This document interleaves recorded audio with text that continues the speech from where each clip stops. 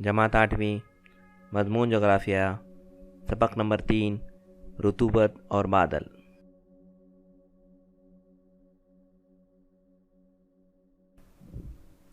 प्यारे बच्चों, आप जानते हैं ये तस्वीर कहाँ की है? जी हाँ, इस तस्वीर में आप जम्मू कश्मीर के मौसम के बारे में जानते हैं। दूसरी तस्वीर में हम ये पता लगा सकते हैं कि ये तस्वीर राजस्थान की है, और तीसरी तस्वीर में हम ये बता सकते हैं कि ये तस्वीर शहर मुंबई की है। ज़ैल की तस्वीरों का मुशाहिदा कीजिए। आज धूप बहुत तेज़ है, हवा का बहना बंद हो गया है, रेत का तूफान आने का इम्कान है। चलो घर के अंदर चलते हैं। हाँ, मुझे भी ऐसा ही महसूस हो रहा है, चलो चलें। राजस्थान खुश्क गर्म आबहवा का खित्ते में वाक़ है। यहाँ हवा में आबी बुखारात बहुत ही कम होते हैं। यहाँ के लोग ढीले ढाले सूती कपड़े पहनते हैं। बच्चों इधर आओ, जल्दी स्वेटर पहनो, इसके बाद खेलो। अम्मी जान ज़रा ठहरो ना, मुझे खेलने दो। कश्मीर की वादी सर्द खुश्क आबहवा के खित्ते में है। यहाँ के आबहवा में आबी बुखारात कम होते हैं। यहाँ के लोग गर्म कपड़ों से अपने पूरे जिस्म को ढके रहते हैं। यार, आज फ़िज़ा में सख्त गर्मी, बहुत खुश्की है। हाँ ज़ैद, मैं तो पसीने में शराबोर हो गया हूँ। मुंबई गर्म मरतूब आबहवा के इलाके में है। यहाँ के हवा में आबी बुखारात की मिक़दार ज़्यादा होती है। ऐसे में अगर आसमान में काले बादल छा जाएं तो हवा में गर्मी और बढ़ जाती है।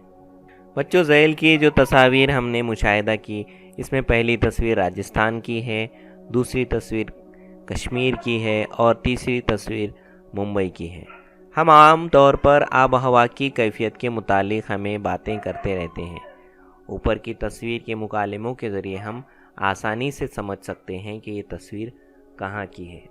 दर्ज बाला बयान में गर्म, मरतूब, खुश्क, सर्द या तमाम अल्फाज आब हवा की कैफियत का इजहार करने वाले हैं। इसके साथ इन अल्फाज का ताल्लुक़ फ़िज़ा में मौजूद आबी बुखारात से भी होता है। बुखारात फ़िज़ा में दिखाई नहीं देते। किसी भी इलाके की आबहवा की कैफियत बताते वक्त बुखारात पर ज़रूर गौर किया जाता है। किसी जगह बारिश के हालात पैदा होने के लिए वहाँ की आब व हवा में बुखारात का होना ज़रूरी है। ज़रा गौर कीजिए, सर्दी के दिनों में हम किसी आईने के शीशे पर सांस छोड़ते हैं तो आईने पर क्या असर होता है, इसका तजुर्बा कीजिए। गर्मी के दिनों में आईने पर ये असर क्यों दिखाई नहीं देता? अमल तबखीर, पानी के बुखारात में तब्दील होने के अमल को अमल तबखीर कहते हैं। सूरज की गर्मी की वजह से ज़मीन का पानी बुखारात में तब्दील हो जाता है। तबखीर का अमल आब व हवा की खुश्की, हरारत और हवा की रफ्तार पर मुनहसर होता है। खुश्की और गर्म आब व हवा में तबखीर के अमल की रफ्तार बढ़ जाती है। खुश्क और सर्द आब व हवा में भी तबखीर का अमल जारी रहता है। इसके बरक्स बहुत गर्म मरतूब आब व हवा में तबखीर का अमल सुस्त हो जाता है। फ़िज़ा में हवा की रफ्तार और हवा में मौजूद हरारत ज़्यादा रही तो ऐसी हालत में तबखीर का अमल बहुत तेज़ी से होता है। हवा की रफ्तार कम हो और इसमें खनकी हो तो तबखीर का अमल सुस्त रहता है। आइए दिमाग पर जोर दें। सुखाने के लिए डाले गए कपड़े किस मौसम में जल्द सूख जाते हैं? किस मौसम में कपड़े सूखने में देर लगती है? इसकी वजह मालूम कीजिए।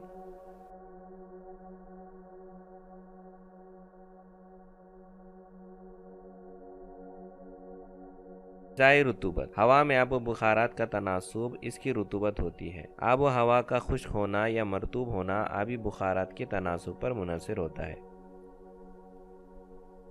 ہوا خاص درجہ حرارت پر ایک خاص مقدار میں آبی بخارات کو سمو سکتی ہے۔ ہوا جیسے جیسے سرد ہوتی ہے، اسی تناسب میں اس میں بخارات کو سمونے کی صلاحیت کم ہو جاتی ہے۔ اس سے پتہ چلتا ہے کہ گرم ہوا سرد ہوا کے مقابلے میں زیادہ بخارات سمو سکتی ہے۔ ایک خاص درجہ حرارت پر ہوا کے بخارات سہارنے کی صلاحیت اور بخارات میں تناسب یکساں ہو تو ہوا کی حالت معتدل کہلاتی ہے۔ عمل کیجیے۔ یہ سرگرمی گروہ میں کی جائے۔ ایک ٹرے چھنی لیجیے جو درمیان میں گہری ہو۔ اسفنج کا ایک ٹکڑا لیجیے۔ ٹرے کے سپاٹ تہہ میں کیل سے چند سوراخ بنائیے۔ ٹرے چھنی کے بیچ میں اسفنج کا ٹکڑا رکھیے۔ احتیاط برتیں کہ اسفنج میں مطلق پانی نہ ہو۔ اسفنج پر بڑے چمچے سے پانی ڈالیں۔ گروہ کے طلباء نے کتنے چمچے پانی اسفنج پر ڈالا ہے اس کا اندراج کریں۔ اسفنج کے مکمل طور پر گیلے ہونے تک اس پر چمچے سے پانی ڈالا جائے۔ گیلا ہو جانے کے بعد بھی اسفنج پر پانی ڈالا جائے تو اس سے کیا نتیجہ برآمد ہوگا؟ اب ان سوالات کے جواب دیجیے۔ ابتدا میں اسفنج پر ڈالے گئے پانی کا کیا ہوا؟ اسفنج پر پانی ڈالتے وقت تم نے کیا سوچا تھا؟ پانی سے گیلے ہوئے اسفنج اور زیادہ پانی ڈالنے کا کیا اثر ہوا؟ اس عمل سے آپ کیا نتیجہ اخذ کریں گے؟ جغرافیائی وضاحت۔ فرض کیجئے کہ اسفنج ہوا کی طرح ہے۔ اسفنج کتنے چمچے پانی جذب کرتا ہے؟ اسفنج البتہ مکمل طور پر گیلا ہو جانے کے بعد اس سے قطرے پانی نیچے ٹپکنے لگتے ہیں۔ اسفنج پر کتنے چمچے پانی ڈالنے کے بعد وہ ٹپکنے لگتا ہے؟ اندراج کی ہوئی بیاض سے اس کا پتہ چلتا ہے۔ اس سے ثابت ہوا کہ کسی چیز کے پانی جذب کرنے کی صلاحیت مکمل ہونے کے بعد وہ ٹپکنے لگتی ہے۔ اسی طرح ہوا میں موجود بخارات اس کے سمونے کی صلاحیت سے بڑھ جائیں تو وہ بارش یا برف باری کی شکل میں سطح زمین پر برستے ہیں۔ ہوا کے بخارات سمونے کی صلاحیت کا انحصار ہوا کی حرارت پر ہوتا ہے۔ ہوا جتنی گرم ہوگی، آبی بخارات پیدا کرنے کی صلاحیت اتنی زیادہ ہوگی۔ فضا میں جتنی بلندی پر جائیں ہوا اتنی سرد ہوتی جاتی ہے۔ ہم اس کے متعلق پڑھ چکے ہیں۔ اس اصول کے مطابق جس قدر اونچائی پر جائیں ہوا کے بخارات کو سمونے کی صلاحیت اتنی ہی کم ہو جاتی ہے۔ آگے دی ہوئی جدول سے یہ واضح ہو جاتا ہے۔ 1 مکعب میٹر ہوا میں 15 درجہ سیلسیس حرارت پر 12.8 گرام آبی بخارات سمونے کی صلاحیت ہوتی ہے۔ اتنے بخارات اگر اتنی ہوا میں رہیں تو وہ ہوا بخارات کے لیے سیر شدہ مانی جائے گی۔ ہوا کی رطوبت کو مختلف طریقوں سے ظاہر کیا جا سکتا ہے۔ مطلق رطوبت۔ 1 مکعب میٹر ہوا میں کتنے گرام بخارات ہوتے ہیں، اس کے ذریعے مطلق رطوبت ناپی جاتی ہے۔ مثلا ساحلی علاقے میں ہوا کی مطلق رطوبت زمینی سطح کی ہوا کی بنسبت زیادہ ہوتی ہے۔ استوائی علاقے میں مطلق رطوبت زیادہ ہوتی ہے، قطبین کی جانب بتدریج کم ہوتی جاتی ہے۔ آئیے دماغ پر زور دیں۔ ہوا میں رطوبت کا تناسب کس موسم میں زیادہ ہوتا ہے؟ انسانی جسم پر رطوبت کا کیا اثر ہوتا ہے؟ ہمارے گھر میں غذائی اشیاء پر رطوبت کا کیا اثر ہوتا ہے، اس کا مشاہدہ کیجیے۔ پھپھن کی پیداوار اور رطوبت میں کیا کوئی ربط ہو سکتا ہے؟